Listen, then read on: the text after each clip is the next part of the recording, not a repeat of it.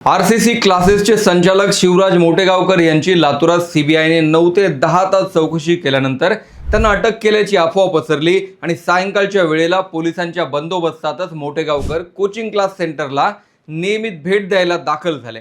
त्यातच रात्री या गोष्टीची खात्री झाली की प्रश्नपत्रिका तयार करणाऱ्या समितीवर पी.व्ही. कुलकर्णी नावाचा जो प्राध्यापक आहे तोच नीट पेपर फुटीतला मास्टरमाइंड आहे आणि त्याचं लातूर कनेक्शनही आहे। सीबीआयने लातूरला आपला मुक्काम वाढवला आणि आता लातूरमधल्या दुसऱ्या कोचिंग सेंटरवरही धाडसत्र सुरू झालंय। गेल्या 11 वर्षात कुलकर्णीने लातूरच्या कोचिंग सेंटरला लातूर पॅटर्न तयार करण्यासाठी मदत केल्याची शंका सीबीआयला आहे आणि यामुळेच सगळेच कोचिंग सेंटर आता टार्गेटवर आलेत। पण सीबीआयने मोटेगावकरांची सलग 9 ते 10 तास चौकशी का केली? या चौकशीतून खरंच काही समोर आलंय का? लातूरमधले सगळे कोचिंग सेंटर कुलकर्णीने आता रडारवर का आणलेत त्याची सविस्तर माहिती मी या व्हिडिओत देणार आहे। नमस्कार, मी विशाल, तुम्ही पाहताय story.com। नीट पेपर फुटी प्रकरणात पुण्यातून ताब्यात घेण्यात आलेल्या मनीषा वाघमारे या महिलेच्या जबाबावरून लातूरचे सेवानिवृत्त प्राध्यापक, नीट परीक्षेचे पेपर सीटर प्राध्यापक कुलकर्णी यांना सीबीआयच्या पथकाने ताब्यात घेतलं। 12 तासांच्या चौकशीनंतर कुलकर्णींना दिल्लीत नेलं। मनीषा वाघमारेला गुरुवारी अटक करण्यात आली होती, तर याआधी नाशिकमधून शुभम खैरनार आणि पुण्यातून अहिल्यानगर जिल्ह्यातला धनंजय लोखंडे यांना सीबीआयने ताब्यात घेतलं होतं। मुंबईहून आलेले सीबीआयचे 2 अधिकारी हैदराबाद मार्गे लातूरात दाखल झाले। स्थानिक पोलिसांच्या मदतीने उषा किरण पेट्रोल पंपामागच्या कुलकर्णीच्या घरी मध्यरात्री 1:30 वाजेच्या सुमारास हे पथक धडकलं। 12 तास त्याच्या संपूर्ण घराची झडती घेण्यात आली। यावेळी त्याच्या घरातून कागदपत्र, लॅपटॉप आणि बाकी संशयास्पद साहित्य या पथकाने ताब्यात घेतलं। लातूरच्या नामांकित महाविद्यालयातून 4 वर्षांपूर्वी निवृत्त झालेले केमिस्ट्रीचे प्राध्यापक कुलकर्णी गेल्या 4 वर्षांपासून वैद्यकीय प्रवेश परीक्षा म्हणजेच नीटचे पेपर सेट करणाऱ्या कमिटीवर आहेत। यावर्षी फुटलेल्या नीट परीक्षेच्या पेपरमधील बहुतांश प्रश्न हे केमिस्ट्री विषयाचेच आहेत। पुण्याची डीपर म्हणजेच district entrance exam performance enhancement and research ही संस्था नीट, जेई मेन आणि MST CET सारख्या प्रवेश परीक्षांच्या सराव परीक्षा आयोजित करते। मॉक टेस्ट, प्रश्नसंच आणि शैक्षणिक मार्गदर्शन करते। राज्यभरातील प्राध्यापक आणि विषय तज्ज्ञांच्या सहभागातून प्रश्नपत्रिका तयार करण्यासाठी पेपर सेटिंग कॅम्प आयोजित केले जातात। या संस्थेसोबत लातूरचे कुलकर्णी हे 11 वर्षांपासून जोडले गेलेले आहेत। सीबीआयने अटक केलेली मनीषा वाघमारे ही कुलकर्णींसाठी काम करायची आणि पुढे पेपर विकण्याची जबाबदारी या महिलेकडे होती। कुलकर्णी मुलांना प्रश्नपत्रिका पाठवत नव्हते, तर ते फलकावर लिहून दाखवायचे किंवा पुस्तकांमध्ये फक्त मार्किंग करून दिलं जायचं। मग याचीच PDF इलेक्ट्रॉनिक माध्यमातून मनीषा वाघमारे पुढे पाठवायची। तिने नाशिकच्या शुभम खैरनारलाही असाच पेपर विकला होता।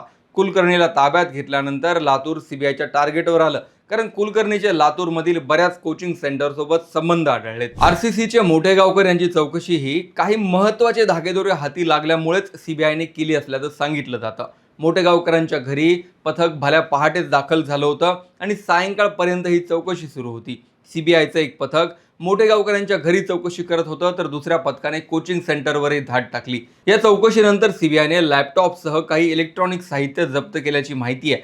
सीबीआयच्या अधिकाऱ्यांनी 9 तासांच्या चौकशीत कुलकर्णीसोबतचे काही संबंध आहेत का याची पडताळणी केली। मोटेगावकरांचे व्यवहार असलेल्या स्टेट बँक ऑफ इंडिया आणि अजून एका मोठ्या बँकेच्या मॅनेजरला बोलून घेण्यात आलं आणि बँकेतले व्यवहारही तपासले गेले। त्यानंतर आरसीसी क्लासमधील कोणाचा कुलकर्णी यांच्यासोबत प्रत्यक्ष किंवा अप्रत्यक्ष संपर्क निघतोय का याची चाचपणी करण्यासाठी कोचिंग सेंटरवर धाड टाकण्यात आली।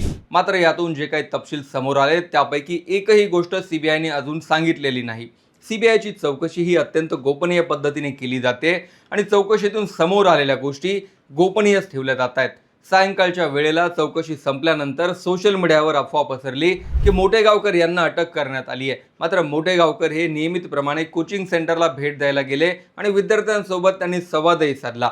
त्यामुळे अटक ही केवळ अफवा असल्याचं समोर आलं। मात्र कोचिंग सेंटरला भेट देताना त्यांच्या अवतीभोवती पोलिसांचा असलेला फौजफाटा हा वेगवेगळ्या चर्चांना बळ देणारा होता।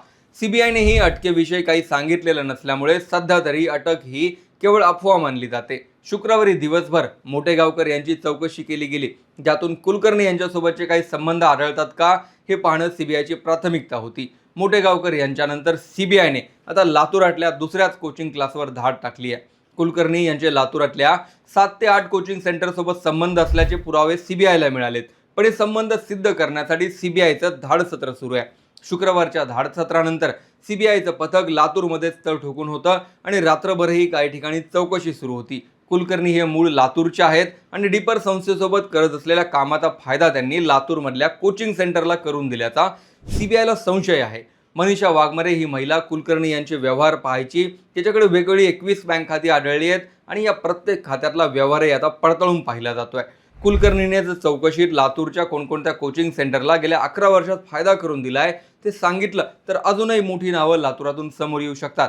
मोठेगावकरांपासून सीबीआयने सुरुवात केलेली असली तरी लातूरातल्या धाड सत्रातून नीटचा पेपर फोडणारा एकही वाचणार नाही असं सीबीआयची कारवाई पाहून दिसतंय.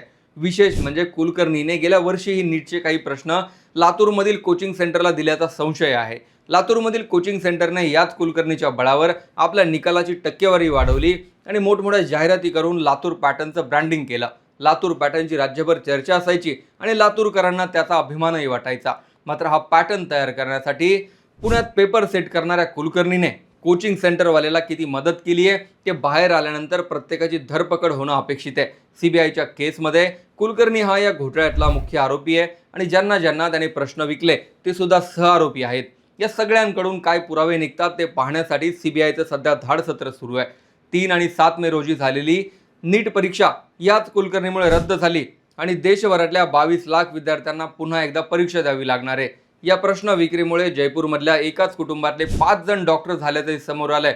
देशातल्या 14 राज्यांमध्ये हे प्रश्न विकले गेले होते आणि त्याची सुरुवात लातूरच्या माणसाने केली.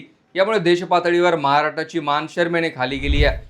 NTA आता नव्याने परीक्षा घेण्याचं जाहीर केलं असून 21 जून रोजी पुढच्या महिन्यात ही परीक्षा घेतली जाणार आहे.